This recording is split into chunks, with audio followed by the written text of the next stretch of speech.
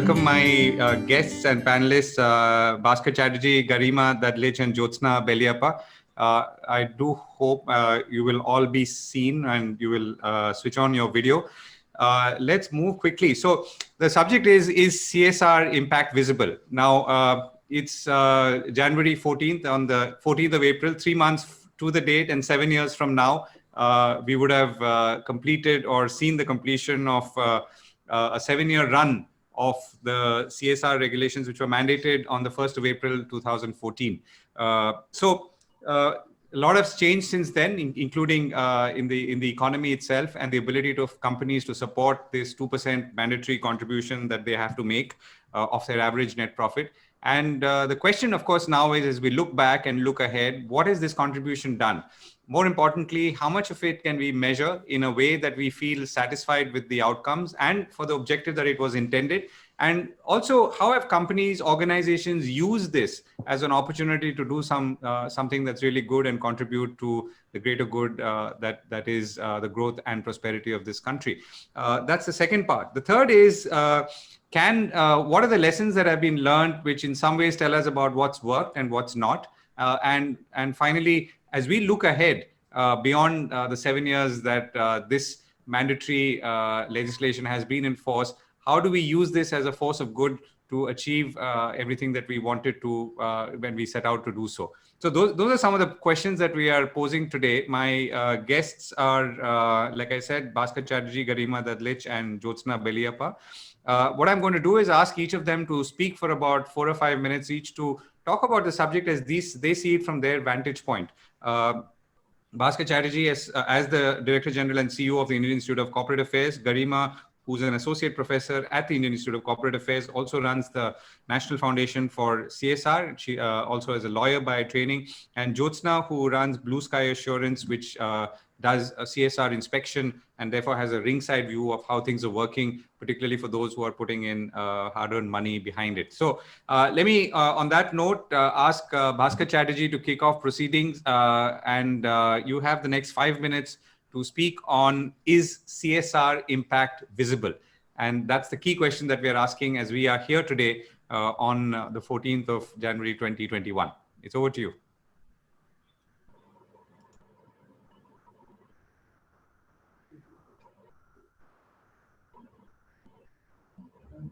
Okay, so we have a Zoom problem. So let's keep moving. Jyotsna, do you want to go first? Fine. I was hoping to go the last, but yes, let's go.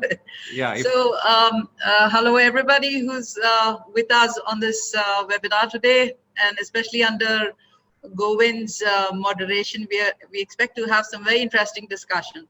So my take on whether CSR is visible, I do believe that it is visible, but there is a huge scope for improvement. I'd say that it's visible, but it's a bit hazy. There's a huge scope for improvement.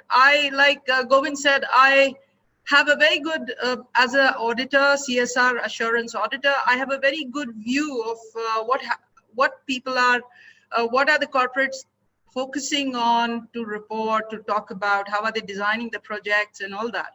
And I also see a beautiful, I really credit what we are doing in India in the type of metadata that we are collecting. There, especially when we align ourselves to the Niti Aayog and the India Development Goals, SDGs and all that. So we have some good metadata, and if just going with the data, I think we are seeing a lot of visibility, be it in the, in looking at some of the great impacts that we have done, like number of children in the age group of 6 to 13 who are, out of school. We've done good progress. Now, how much is the literacy or how much do they learn during that time in school is an issue.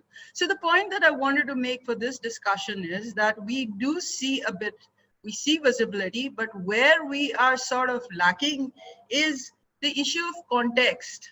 We are like, suppose if you look at the amount of money spent on CSR on the education, the percentage of students in grade 10th, the literacy levels is very poor. In some countries, as less as 40% of the children in the grade 10 can't even read a sentence. But And then when you compare it with the number of, the thousands of crores that people are spending, corporates are spending on CSR, education part of it, there seems to be a mismatch. And that is what I mean to say when I talk about we could get better visibility if we could put it in context.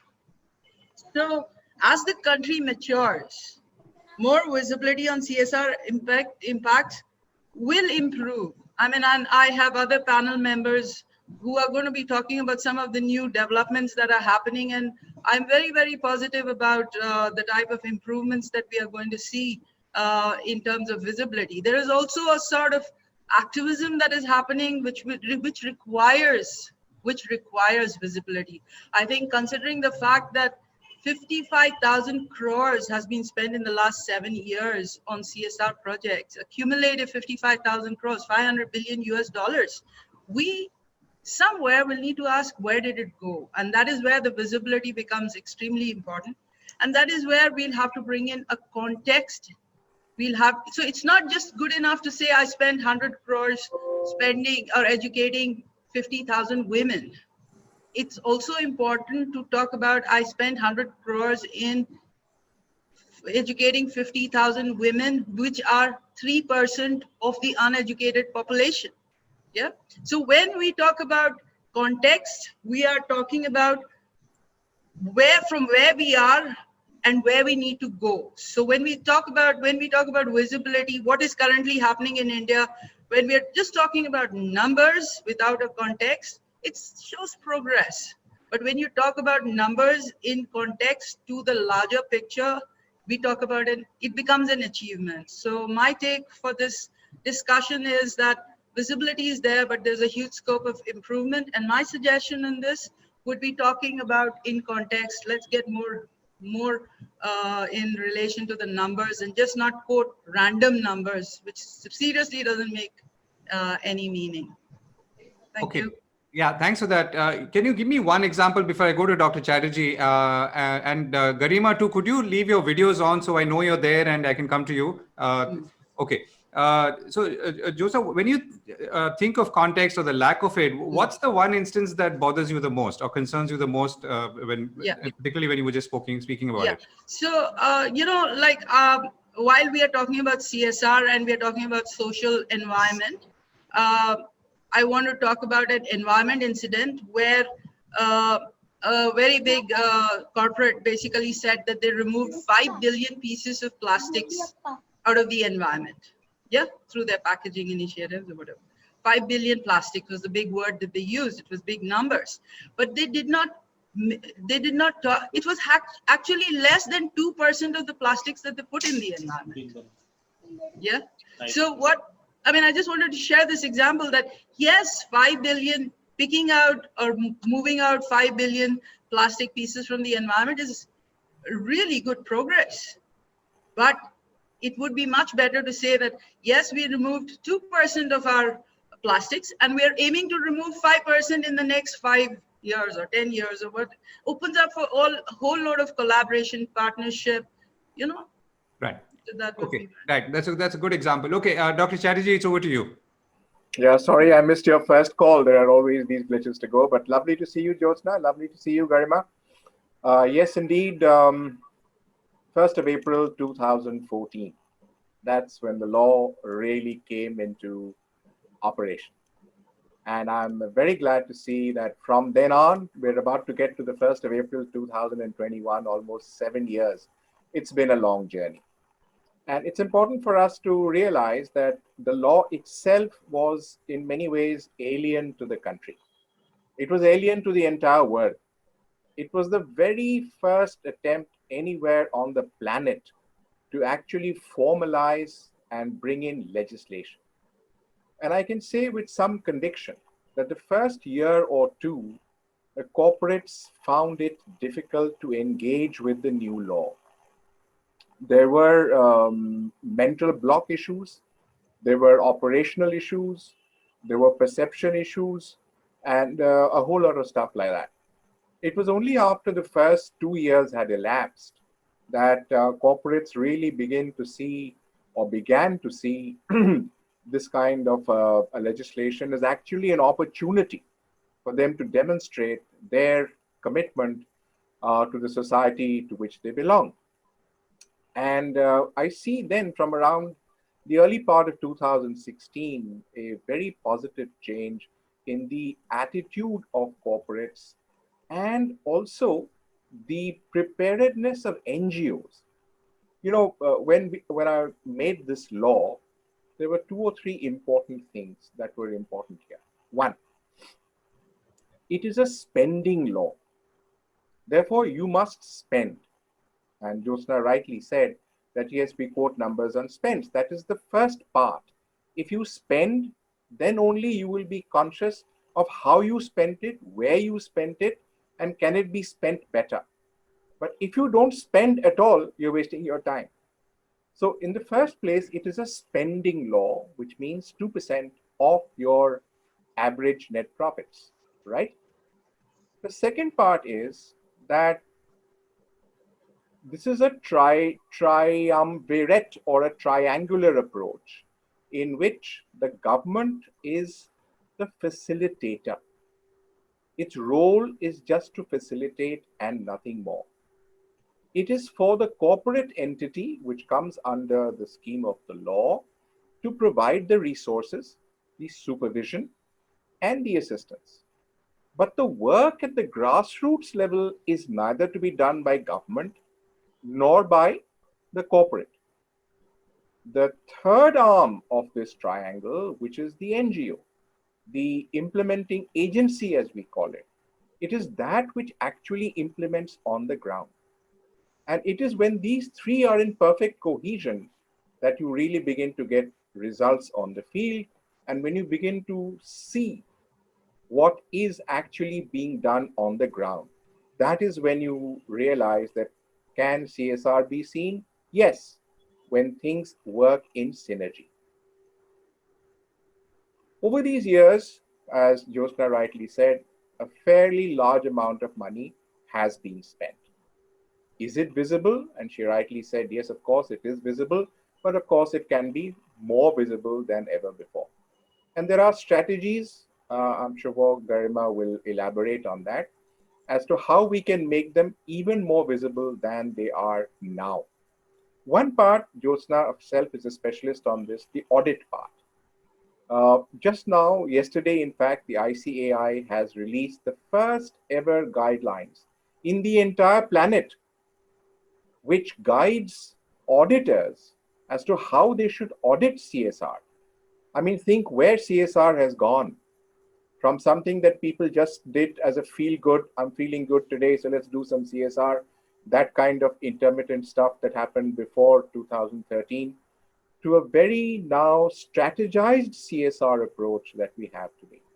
I'll end my opening remarks only at this stage by saying that we have come a long way. As always, there's much, much more to do. But in what we have achieved, we should definitely take pride. I know you're going to ask me for one example, so I'll take that question from you and answer it straight away before I hand over it back to you. Let me say this with my own eyes, that 3 or 4 days ago, I was in Konark. I belonged to the Odisha cadre of the IAS in my heydays, so it was a pleasure to go back. Actually, when I drafted Schedule 7, as I wrote it out, I had completely forgotten about culture and heritage. And I remember that a few minutes before we sent the draft of Schedule 7 to Parliament, it suddenly occurred to me that I was Director Cultural Relations of the Government of India for 5 years. And imagine me forgetting it. So I shoved it into Schedule 7 at the very last minute before the paper was snatched from my hands. And I'm so happy to see how Indian Oil Corporation has now taken over a large part of the maintenance of the Konark temple, which, as you know, is a 10th century temple, subject to tremendously strong, salty winds from the ocean and therefore erosion. And the way that the Archaeological Survey of India, the IOC, has completely transformed the area around the temple and redone so much of the cultural heritage in its preservation was a pride to see. And in many ways, it warmed the cockles of my heart. Thank you. Thank you, Dr. Chatterjee, for that confession as well, which I'm sure will be in your book when it comes out. Like a quick question on the handbook for audit. What is that handbook from the Institute of Chartered Accountants responding to? Is it because companies did not have an idea, or were things not being used properly? And what could it do? I mean, for those who are listening, I'm sure this will be useful. Yeah, the primary call was the fact that a traditional auditor is a financial auditor. It looks at, vouchers, balance sheets, profit and loss accounts, analyzes and stuff like that. But when you go to social audit, in terms of what you do in terms of social outputs, traditionally our audit courses, audit learning that we teach does not cover that aspect. So ICI has not only been putting this thing together for a while, they've actually been conducting courses and papers on how to do audit for social programs. And this handbook is a compilation for all auditors. Nowadays, because the money spends are high, corporates are insisting on very strong audits of their CSR outputs. So this you will find very, very useful, and I'm sure Jyotsna will also find it useful. It just issued yesterday, so it'll be something nice for everyone. Right. Thank you for that. Garima, it's over to you. Thank you, Govind. Thank you for inviting me with such a learned panel members. And I greatly thank India CSR to organize this kind of a panel discussion. So I would also like to, just begin where Dr. Chatterjee has ended. So I will also say that, corporate social responsibility, I mean, certainly we always have a long history of CSR in India, and I will definitely not go to those historical things, but India has the world's richest tradition of CSR. And we have seen philanthropy, Tata, Birla, Godrej, Bajaj in the phase one from 1850 to 1914. And then subsequently, we have seen the Gandhian trusteeship theory, which is very much related to the spirit of the CSR legislation. So that is the phase two, which began from 1910 to 1960. And then phase three, we saw, emergence of the public sector undertakings to ensure that, better distribution of wealth in society. So PSU played a major role. So that's the phase three. And the phase four, I will simply say that, 1980 onwards, CSR is characterized as a sustainable business strategy. So as mentioned by Dr. Chatterjee sir also, that CSR is, initially it was taken as a just to do when if you wish to do, and then it became a law. And now over the last 7 years, it's not just a compliance, but it is more of a, compliance in spirit. And the CSR law mentioned in Companies Act clearly highlights that it is a board-driven strategy. And certainly there are tripartite involved there, but it's completely, as mentioned by sir, that government is a facilitator and it is the board which has to take, those decisions.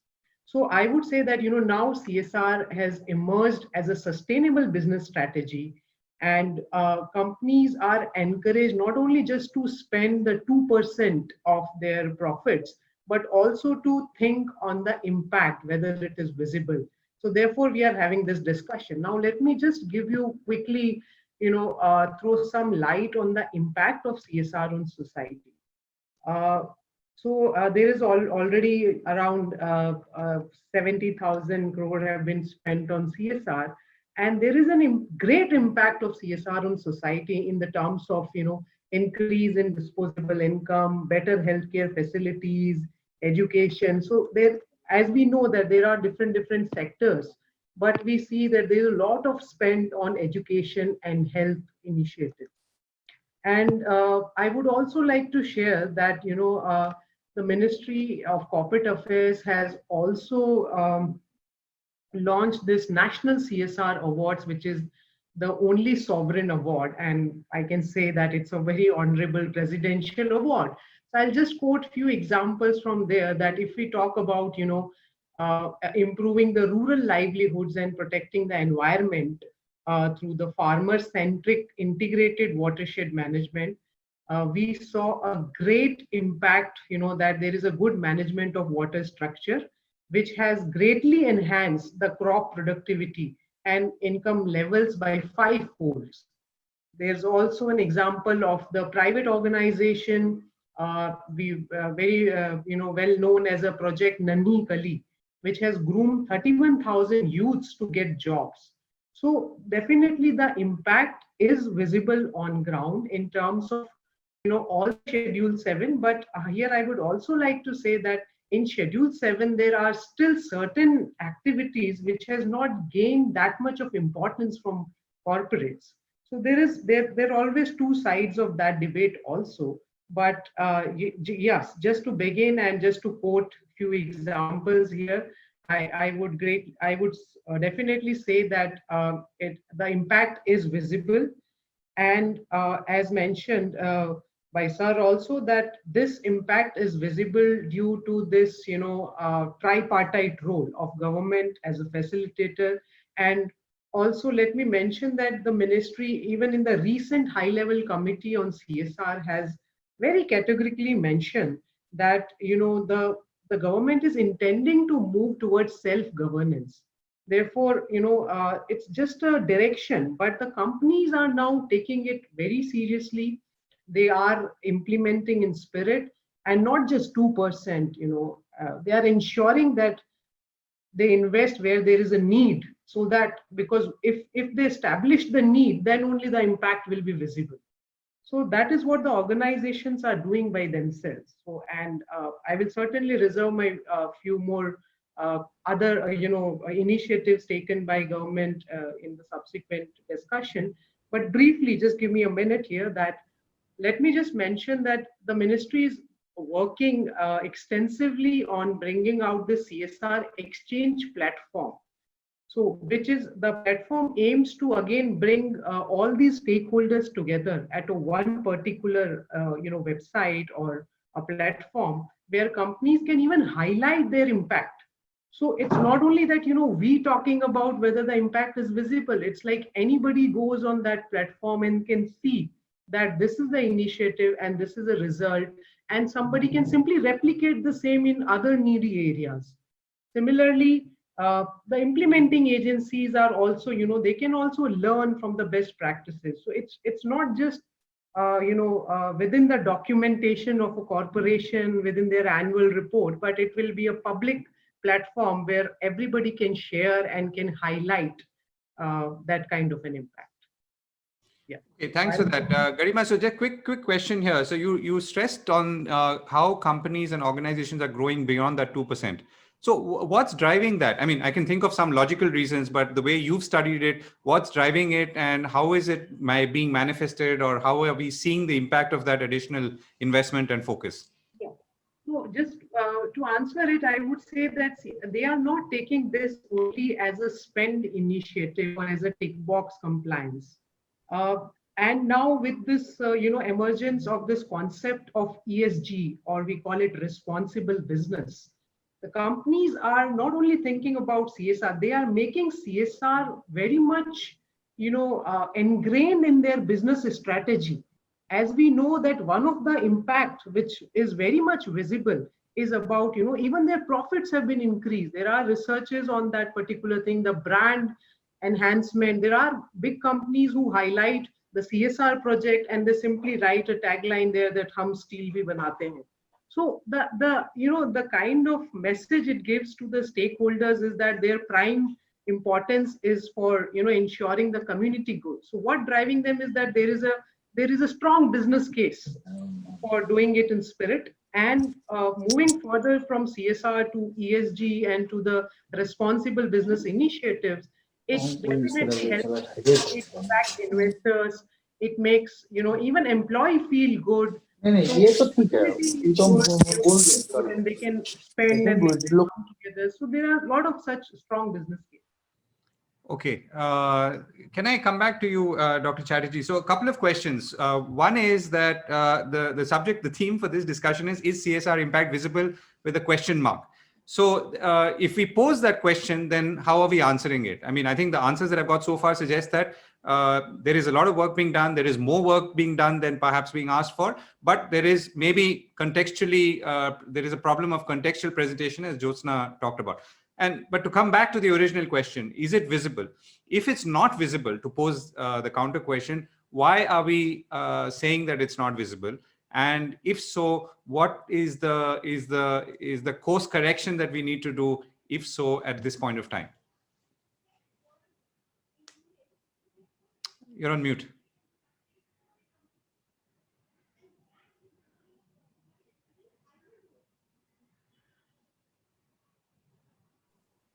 Straight answer to your question is that in terms of visibility, I would say that we've come around 60 to 65%. And that is not bad. It's pretty good. Is it showing up? Yes, because many corporates are actually showcasing their achievements. To use the word show a couple of times, as Garima rightly said, when there is pride in doing something and you showcase it, then you also are prepared to put it to the test so that people can go there and say, hey, is it really showing or not? So I would say that yes, there is pride and there is also showcasing, which is a good thing for us to understand that CSR is now being visible. Let me take a crass example to show you why it is not visible. I was sitting, and I sit on so many juries, but one very prominent bank came across, and it gave me a bit of a tickle in my sense of humor, saying that, we do so much CSR, Dr. Chatterjee, you will be amazed. Last year, we actually saved 100 metric tons of paper. And I said, wow, that's terrific. Of course, I can't see that paper, but how did you do that? And I said, we stopped all our junior executives from taking printouts on their, printing machines. And I said, look, what kind of CSR is this? I mean, surely you've got to move away from, obfuscation. Come out into the open and say, what is it that you've done on the ground for real people and undertaking real programs? So what I'm trying to say is that that initial part of saying things that really didn't mean anything, the kind of thing that Jyotsna was saying, we are touching the lives of 2 million people. When I hear sentences like this, my ears actually curdle because this is going nowhere. What we don't need is anecdotal evidence. What we want to believe is in real-time data.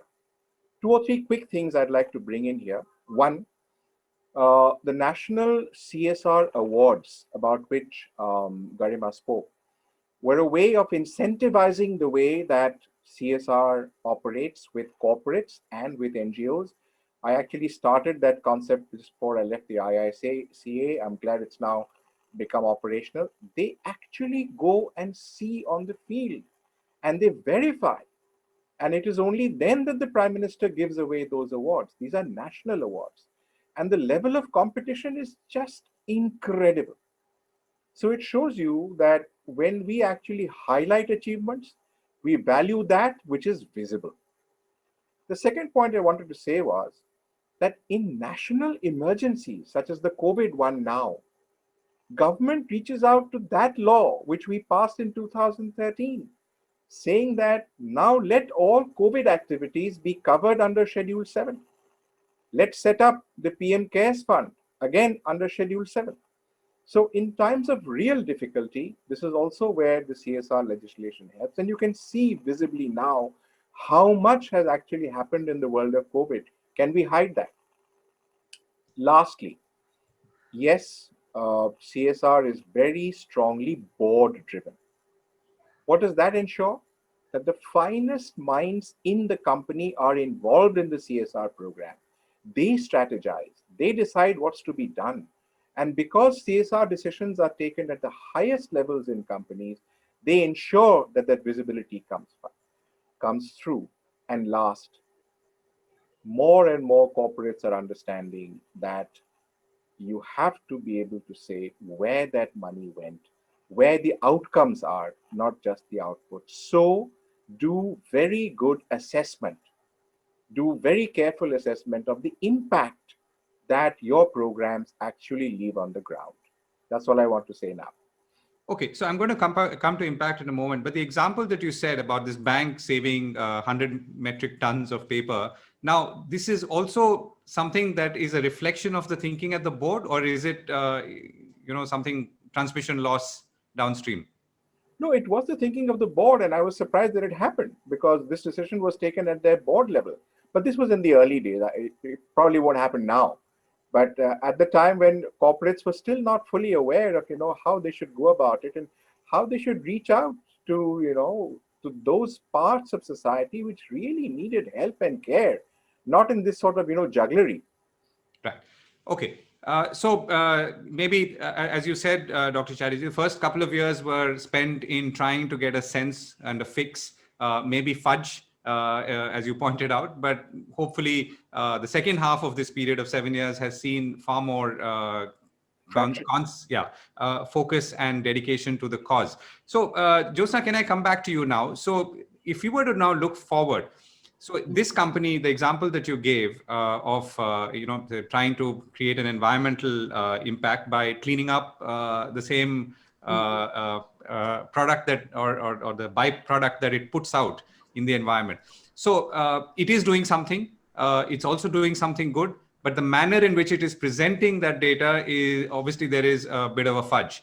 So where are we now when you look at a broader scope of companies doing something in a way that people understand its impact and also in a way that really adds positive outcome to the environment at large. So a positive outcome, for instance, would be that I not only, I put out some byproduct or effluent, as the case might be, I clean up everything, and then I also do more to clean up the environment. So that could be the positive. So where are we in that journey? So, Govindraj, like we use the word fudge. I agree with, I might not use the word fudge because it comes with, because of two things. First thing, we as Indians do not like to give anything negative of the project. And I think one discussion which is hugely missing in India is the negative impact of a CSR project. We believe that every project that we do is good and only good. But honestly, we know every project has got a positive impact and a negative impact. When the positive impact is more than a negative impact, we are in the plus side. But nobody talks about the negative impact because as Indians, maybe culturally, we just don't want to be seen with our flaws and all. So to answer your question, I think this is what we were talking about as the country matures, as the law matures. I mean, the type of amendments that we're seeing in the Companies Act, Schedule 7, it's phenomenal. I mean, it's coming out of experience. This could not have been thought of 7 years back, just conceptually, academically. So what I see is that I don't think you'll see too many people saying I did wrong. It's not going to be let me put that question a little differently. So when you say that there has been a negative impact, what comes to mind?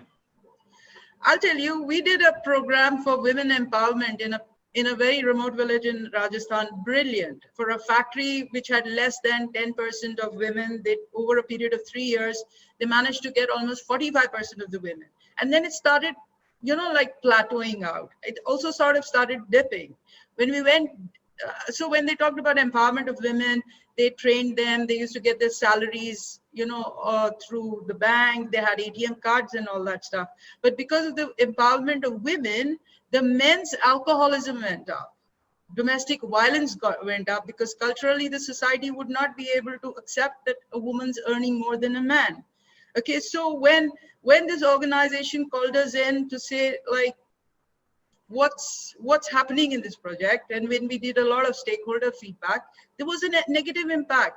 And like acknowledging that there is a negative impact of women empowerment helped them to do this program much better. When the next year, when the tranche of funds was a lot on helplines, on de-addiction centers involving men. Like it was not only women, but it was also about empowering men to take up jobs. So but that's a good example of course correction, isn't it? it's a good example. I'm sorry, it's an example of accepting that there is a negative impact also. Yeah. Being broad enough or acknowledging that it's not always CSR always doesn't bring up all good points. Let's be honest. And like they could be. And if you acknowledge that there is a negative impact, you would course correct. Right. So again, I was asking you about the journey, right? So you talked about you threw the number into the discussion. You said 55,000 crores of rupees have been spent so far. How much of that in your mind has done good before we come to the measurement of it? And how much of it is perhaps a little misguided? I mean, intended well, but not necessarily achieving the objective it was set out to, maybe because the objective itself was not sharp enough. Yeah, I would put it literally at 55% and 45%. 55%, I believe more good has happened. More good has happened than not good. And at least 45% is floundering. It's groping its way through CSR. It's like Dr. Bhaskar said, like reducing paper is being called as CSR. So I would say, I want to categorically say there's more good happened than bad. But yes, there is a lot which is groping its way around CSR and trying to come up with. Right. So let's try and look ahead. Dr. Chatterjee, let me come back to you. I don't know if you agree with that 45% estimate, but assuming that we have work to do in terms of aligning or realigning the funds that are being spent, the efforts that are being put in, and the outcomes that we want. What should we be doing? How can we do so, particularly in the years to come? How could we use even COVID-19 and the economic and social shock that we've seen because of that as an input or a trigger to do this, if so?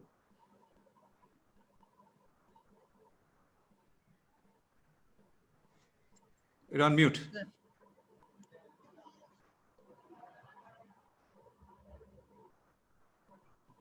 Yeah, so Jyotsna, 55-45, I said 60-40, we are roughly on the same page.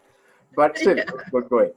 I wanted to categorically say that there's more good done. Let's not say that not good. Whatever be the crunching numbers. I'd only say this, that what is one way of, let's say, moving from 60-40 to 70-30? I mean, that would be a good achievement. If you were at 70-30, I'd say it's really good. And that's what strategy that was used earlier on in our discussion is vitally important. When corporates in their boardrooms actually plan CSR projects, now you would remember that when I had made the law, I said every single CSR activity must be a project. If it is axiomatic and often quoted as a Chatterjeeism, that if it's not a project, it's not CSR. And why did I projectivize it? Because a project is something that you can assess, you can monitor, you can assign it monies and track it from beginning to end. And when it's finished or even in between, you can do assessment of its impact, and you can also put in corrections as they go along. So one of the important parts of the strategy is get the project conceptualized very carefully. Plan the impact assessment even before you begin the project. Exactly. If your objectives are fuzzy, you're pretty much doomed to failure. And therefore, what we said in the law was this: because the best minds in the company are involved in this, therefore the strategization will be good. So that's one way. But I still feel that the strategy aspect needs a lot of more attention than it's been given to so far. This is one way of getting across to it. So let me go down that path a little more. So when we say, and for those who are listening, are in strategy positions or will be at some point. Now, what is the one input that's missing in your mind when you look at some of these projects or attempted projects? What are the things that are missing, or what is the one or two critical things that are missing? One is the thinking, which you rightly said, which reflects strategy and objective. But apart from that, what's missing? So people could maybe focus on that in order to at least get their first part of the act together. Okay, so straight off, two things I'll mention. One is identifying the need. You go into a village, you see it has only one school, And they say, okay, let's put another school in here. But if you were to ask the villagers and really do a need assessment, they would say, we have arsenic in our water. For us, getting water and life is far more important than building a second school. And if you've done that, you would do what is really needed or what would create the maximum impact. So to make CSR need oriented, one. Two, I see that the monitoring is often loose, tardy, ineffectual, intermittent. And that doesn't speak very well of the CSR heads or the CSR committees to which they report. I'm not saying that this is universal. I'm just saying that the project is or has to be very tightly monitored in order to achieve results. And that's a universal law. CSR projects need harder and harsher monitoring. That way we can get better results. And finally, across the world, when you come to anything that needs good outputs, you use standards. Therefore, ISO 9001, and so on and so forth. Is there a standards for Indian CSR? Remember, ISO 26001 happened years ago, done in Europe for the European perception. We've done 7 years of CSR in India.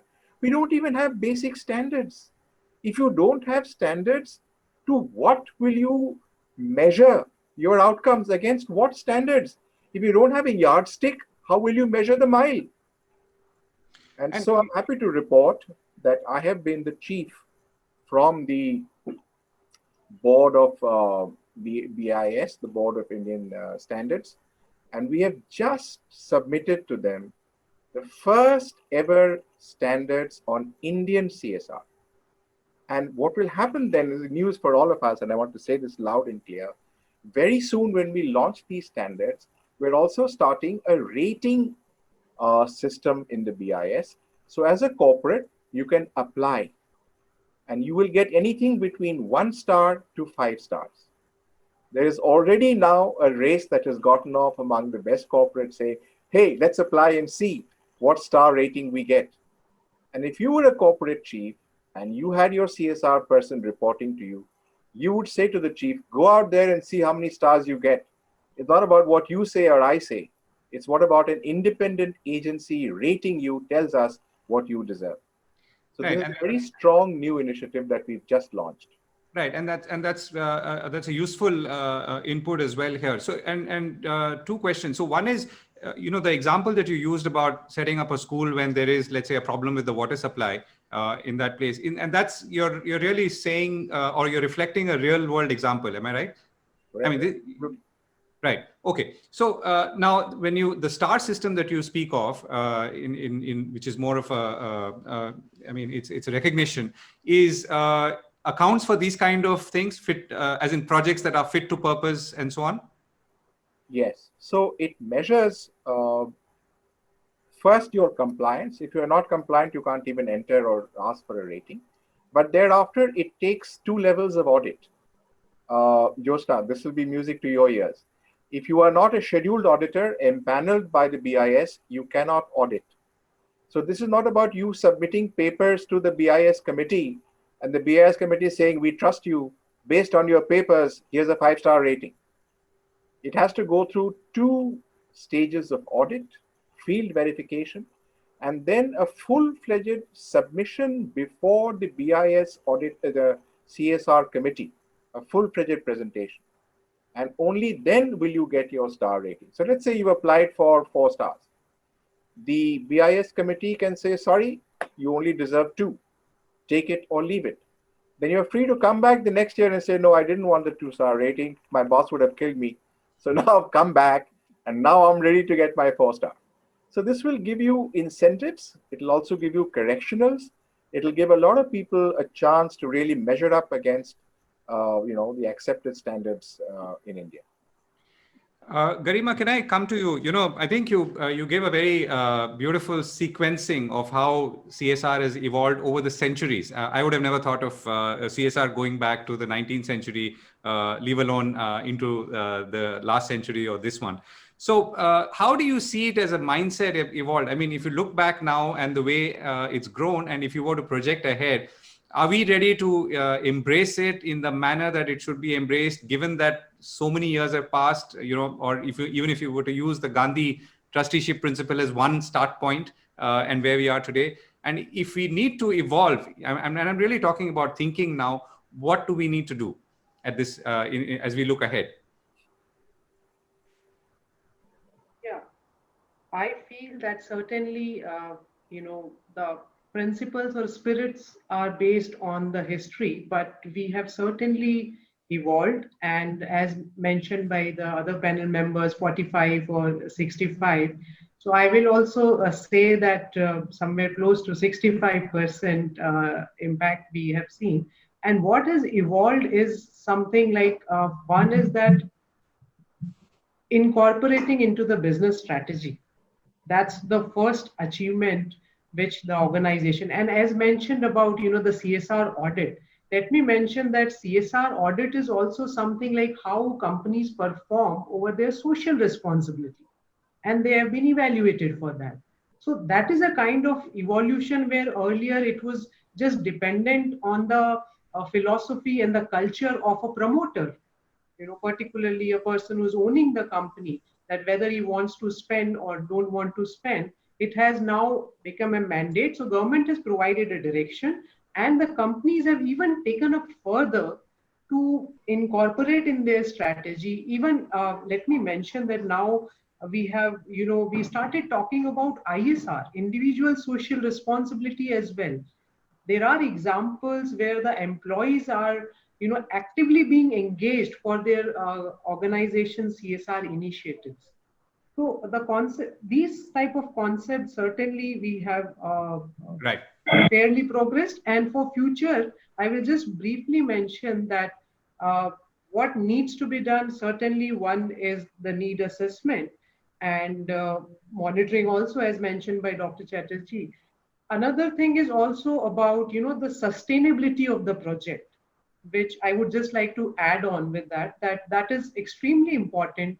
And the important thing is that now the evolution is this, that now the corporations are joining hands with government, the local government, and targeting those SDG agendas, the Sustainable Development Goals agendas.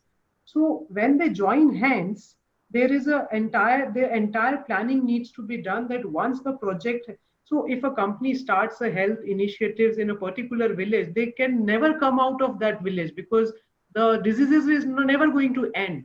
So they need to plan its sustainability, that how involving the community within that particular thing. So I think that is what is the 65%, and the remaining is lacking on those particular parameters and just doing it for compliance. And as mentioned by Jyotsna, that always sometimes one good thing might have an impact on the other, so we need to just weigh it basically. Right. And that's a very important point. Strategically, how do you ensure that there is sustainability, that the project has life beyond your pulling out of that place? So a couple of quick questions.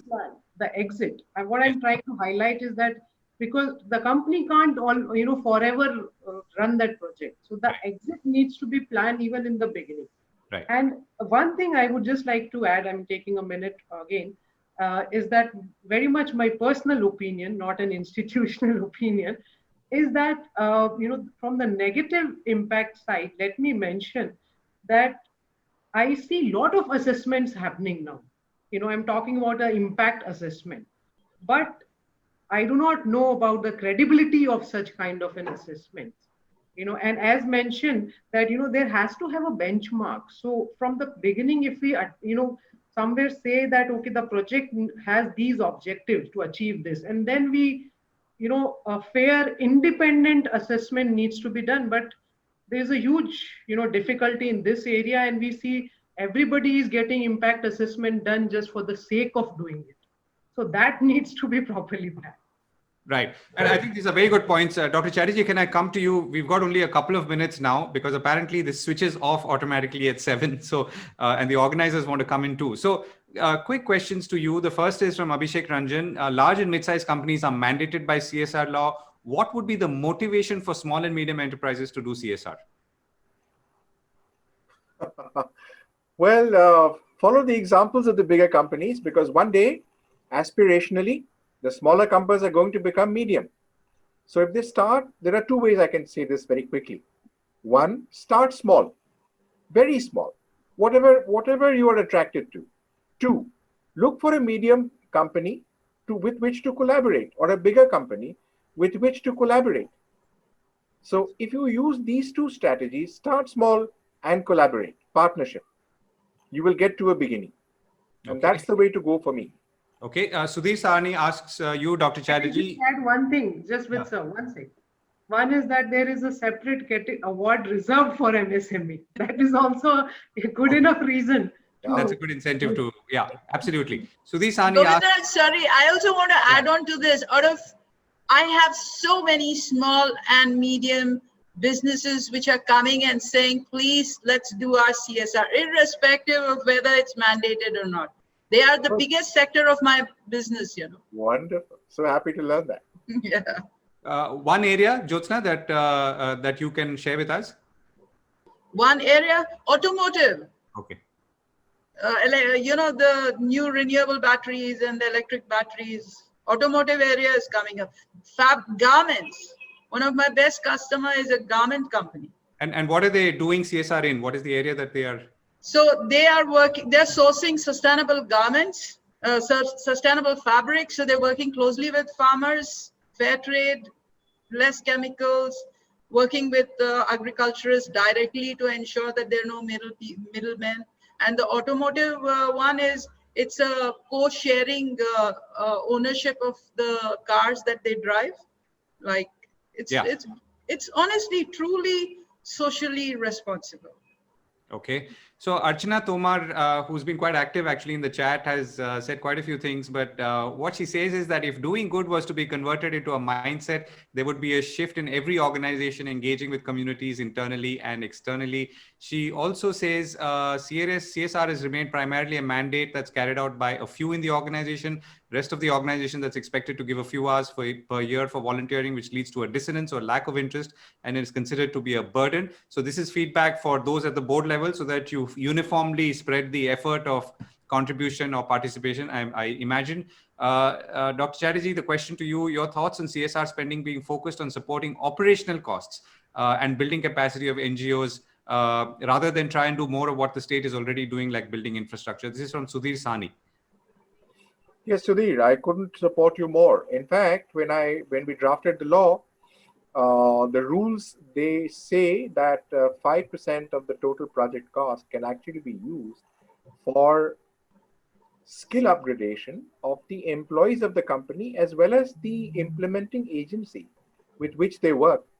I had originally written this down as 10%, and the high-level committee which sat actually recommended it should be 10%.